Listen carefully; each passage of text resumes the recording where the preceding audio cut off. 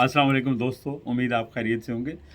दोस्तों, ये तो आपको मालूम है कि अगर इंसान लिबास ना पहने तो वो बिल्कुल उरियां नंगा होगा और वो उसको मजज़ूब समझा जाएगा, दीवाना समझा जाएगा और वो इंसान भी कहलाने के शायद काबिल ना होगा। तो अगर इंसान ना हो तो लिबास की कोई अहमियत नहीं होती। लिबास और इंसान लाज़िम व मलज़ूम हैं। इसी तरह जो रियासत है, रियासत के अवाम और रियासत लाज़िम व मलज़ूम है। अगर रियासत एक जिस्म है तो अवाम उसकी रूह है, अगर अवाम जिस्म है तो रियासत उसकी रूह है। और इसी तरह यही सूरत हाल फ़ौज की है कि अगर फ़ौज है तो वो रियासत भी महफूज रहती है। और फ़ौज महफूज रहती है, या फ़ौज जो अपनी स्ट्रेंथ गेन करती है, अपनी ताकत लेती है, वो आवाम से लेती है। यही जनाब आर्मी चीफ़ ने भी कुछ दिन पहले कहा। और अगर अवाम फ़ौज के पीछे ना हों तो फ़ौज जो है वो कोई भी दुनिया की फ़ौज वो लड़ नहीं सकती। तो उसको अवाम की अखलाकी हमायत भी चाहिए होती है। मॉरल सपोर्ट जो है ये बहुत बड़ी चीज़ होती है, बहुत बड़ा एसेट होता है। लेकिन हमारे यहाँ हुआ ये है कि जो फ़ौज और अवाम इनके दरमियान जो रिश्ता है उसको कमज़ोर करने की कई अरसे से साजिशें हो रही हैं। और अनफॉर्चुनेटली उन साजिशों में बेगानों ने तो किरदार अदा किया ही है, उनका तो मतमा नज़र यही है। लेकिन ये किरदार जो है कुछ ख़ुद से भी गलतियां हुई हैं, यानी उनमें सियासतदानों से भी गलतियां हुई हैं और उसमें फ़ौज के अपने जो डिसीजंस भी ऐसे लिए गए हैं, ऐसा कंडक्ट दिखाया गया है माजी में, जिसकी वजह से अवाम के और फ़ौज के दरमियान दूरियां बढ़ी हैं। पहले मैं सियासतदानों पर आता हूँ। देखें, सियासतदानों ने जो गलतियां की हैं, ज़्यादा पुराना तो मैं नहीं जाता, लेकिन ये आपको मालूम है कि 1977 में जब पीएनए की मूवमेंट चली, अगर पीएनए की मूवमेंट के दौरान भुट्टो साहब और उनके दरमियान मुज़ाकरात हो जाते, वो पॉइंट ऑफ नो रिटर्न पे ना जाते, तो शायद ज़िया-उल हक को मौका ना मिलता। फिर यही हुआ कि जुनेजो साहब के दौर में भी ऐसा हुआ, उनकी हुकूमत बर्खास्त हो गई। फिर उसके बाद मोहतरमा की हुकूमत बनी जब पीपल्स पार्टी की, तो उनके पीछे आईजीआई बनी और नवाज़ शरीफ और ये सारे लोग उनके पीछे पड़ गए।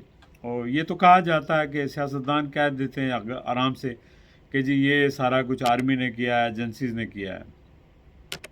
और बरकैफ उनकी हुकूमत मोहतरमा की 2 साल के अंदर ही ख़त्म हो गई। फिर मियाँ साहब आ गए, फिर उनकी भी लड़ाई हो गई तो उनको जाना पड़ा, तो फिर दूसरी पार्टी ने अपना कंधा पेश किया। उसके बाद जब 96 में मोहतरमा की हुकूमत आ गई तो फिर मियाँ साहब सरगर्म हो गए और लगारी साहब से मिले और इस्टेब्लिशमेंट से भी मिले, उन्होंने अपना कंधा पेश किया और अदारों को जो है बीच में इस्तेमाल किया और अपनी हुकूमत ले आए।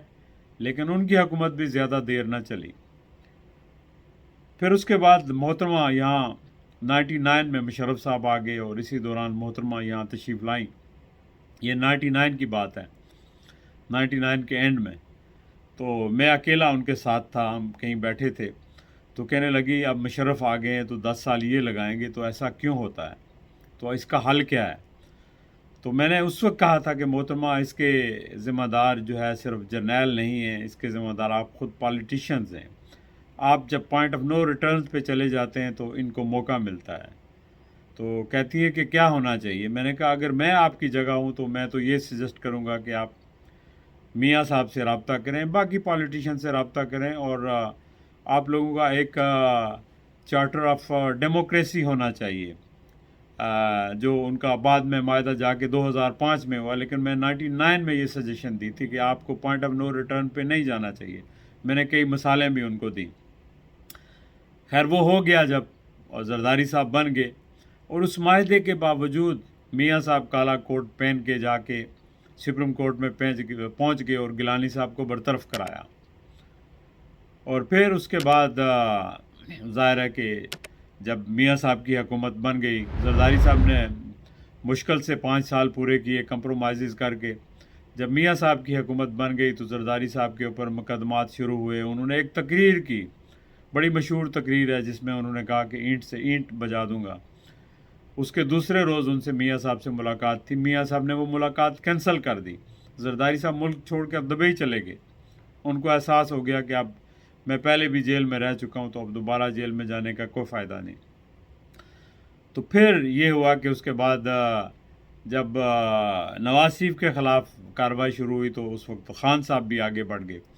मतलब मेरा कहने का मकसद ये है, फिर ख़ान साहब के ख़िलाफ़ जब कार्रवाई शुरू हुई तो फिर जो वोट को इज़्ज़त दो का नारा लगाते थे मियाँ साहब, और जर्नलों का नाम लेकर उनको बुरा भला कहते थे और उन्हीं पे इल्ज़ामात लगाते थे, तो वो उनका वोट को इज़्ज़त दो, जब उनका कंप्रोमाइज़ हो गया तो वोट को इज़्ज़त दो का बयानिया ख़त्म हो गया। और उस बयानिए के ख़त्म होने के साथ जो एक पेज पे थे, ख़ान साहब बार बार कहते थे कि हम एक पेज पर हैं, वो उनका पेज फट गया। जब पेज फट गया तो वो पेज फिर उलट भी गया, इक़्तिदार भी उलट गया। तो बात कहने की ये है कि ये सारे किरदार में सबसे ज़्यादा किरदार सियासतदानों का है। बिलाशुबा इसमें कोई शक नहीं कि एस्टेब्लिशमेंट का, एजेंसियों का रोल रहा है, लेकिन बात यह है कि स्पेस तो आपने दी है ना। मुल्क को चलाने की ज़िम्मेदार एजेंसियां नहीं हैं, मुल्क को चलाने के ज़िम्मेदार पॉलिटिशियंस हैं। एक घर का जो सरबराह होता है वो मुल्क को चलाता है। अगर आप एक घर का जो सरबराह होता है वो घर को चलाता है, इसी तरह मुल्क के सरबराह जब आप बनते हैं तो आपके लिए हर पार्टी जो है, चाहे वो आपकी मुखालफ हो, वो आपके बच्चों की तरह होनी चाहिए। लेकिन जब उसको भूल के आपके सामने सिर्फ इक़्तिदार का नशा आ जाता है, आपके सामने जो नेपोटिज़म आ जाता है, करप्शन आना आ जाती है, पैसे बनाना आपकी प्रायोरिटीज़ बन जाती हैं, तो फिर आप असल मकसद से हट जाते हैं। और असल मकसद जो है वो आवाम की ज़िंदगी को बेहतर बनाना, मुल्क को तरक्की देना, जमहूरियत को मुस्तहकम करना, अदारों को मुस्तहकम करना, ये सारा कुछ आप नहीं कर पाते। तो फिर क्या होता है, फिर उसके बाद आपके मामलात जुडिशरी में चले जाते हैं, फिर वो कंट्रोवर्शियल बन जाती है, फिर आर्मी के पास चले जाते हैं, वो कंट्रोवर्शियल बन जाती है। तो जनाब ये सारे मसाइल की जड़ जो है, मैं समझता हूँ कि सबसे पहले तो आप सियासतदान हैं कि आप लोगों ने ना तारीख से सीखा है, ना आप अभी सीखने की कोशिश कर रहे हैं, आप गलतियाँ कर रहे हैं बार बार। आप कह रहे थे कि इमरान खान फाशिस्ट है, ये कर रहा है, गलत कर रहा है, लेकिन आप तो उससे 1000 गुना ज़्यादा कर रहे हैं। आप तो बिल्कुल फाशिस्ट, उस पर तो थोड़ा इल्ज़ाम था, आप पर तो ज़्यादा है, आपको तो सारी दुनिया फाशिस्ट कहती है। लेकिन आपने गलतियों से नहीं सीखा, चूँकि अभी आपके पास इक़्तिदार है और इक़्तिदार के आगे जो है आपकी आंखों के ऊपर चर्बी पड़ गई है, और आप अपने पावर को इस्तेमाल करके, गवर्नमेंट की मशीनरी को इस्तेमाल करके लोगों को सप्रेस करना चाहते हैं, उनकी आवाज़ दबाना चाहते हैं, उनको निशान इबरत बनाना चाहते हैं। लेकिन ये आप भूल गए हैं कि अल्लाह की लाठी जो है वो बेआवाज़ है, उसके अंदर देर है, अंधेर नहीं है। आज जो कुछ आप इमरान खान के साथ कर रहे हैं, पीटीआई के साथ कर रहे हैं, मत बोलें कि कल इससे ज़्यादा, इससे बुरा आपके साथ हो सकता है। फिर शायद आपकी चीखें भी कोई ना सुने। जिस तरह अभी हो रहा है पीटीआई के लोगों के साथ, इसी तरह आपके साथ भी हो रहा है, होगा, यकीनन होगा। चूँकि वो जो है ना, ये कहते हैं कि ये दुनिया मकाफ़ात अमल है, हर एक को अपना हिसाब देना पड़ता है। मेरा तो यकीन है कि उसको यहाँ भी देना पड़ता है और आखिरत में भी देना पड़ेगा। लिहाजा जो जुल्म कर रहे हो अपने शहरियों के ऊपर, सिर्फ एक पार्टी को ख़त्म करने के लिए, एक लीडर को ख़त्म करने के लिए, चूँकि वो आपसे कंप्रोमाइज़ करने के लिए तैयार नहीं है, तो मत भूलो कि ये इक़्तिदार हमेशा आपके पास रहेगा, आपको भी सज़ा मिलेगी, और उस सज़ा के लिए आप भी अपने आप को तैयार करो।